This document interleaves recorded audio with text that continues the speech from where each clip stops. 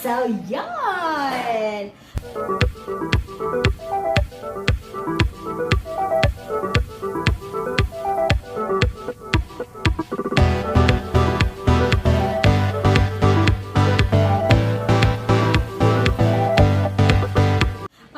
so hi guys! It's Image again. Welcome back to my vlog. And for today, papakita ko sa inyo, papakita ko sa inyo kung paano ginawa ni hubby. Paano niya minakgiver tong side mirror sa ating windshield. Kasi, kaya natin papakita kasi may mga nagtatanong, nagko-query sila, paano ginawa namin, paano ginawa ni hubby na mailagay itong side mirror nang hindi ginagamitan ng bracket. Yeah, so unang-una, yan. So, binutasan ni hubby yung windshield natin dito. Yan, para doon natin ikakabit yung tornilyo na, tsaka yung pinaka side mirror. So, as you can see, tinapat niya dito sa butas nung tornilyo ng windshield para maganda. Tsaka, ano siya, suwabe yung itsura niya doon sa windshield. Okay.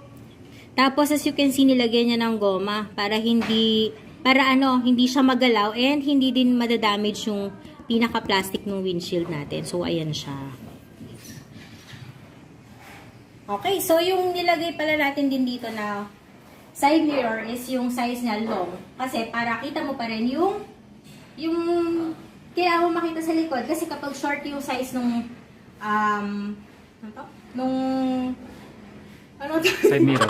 The side mirror natin, hindi mo na makikita, braso na lang makikita mo. So, ayun. So, pag nilagay natin siya dito, okay, ayan, sakto pa rin siya, walang bracket, kita pa rin yung view mo sa likod, and eto, makikita natin. So, yan nga, yung side mirror natin, bukod sa likod yung makikita natin sa likod, nilagyan pa natin siya ng blind spot side mirror para mas malaki yung view natin, wider yung view ng ating side mirror.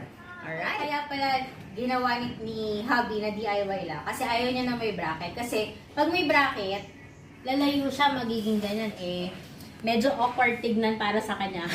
Alayo. So, yun lang yun. So, basically guys, yun lang yun. DIY lang siya, minakgiver lang, and yun. So, if you like this video, don't forget to like, comment, and subscribe, and hit the bell icon to receive notifications every time I upload a new video, okay? So, ilalagay natin dyan sa screen yung social media handles ko. Go ahead and follow it as well, and I will see you next time. Ako din! Bye!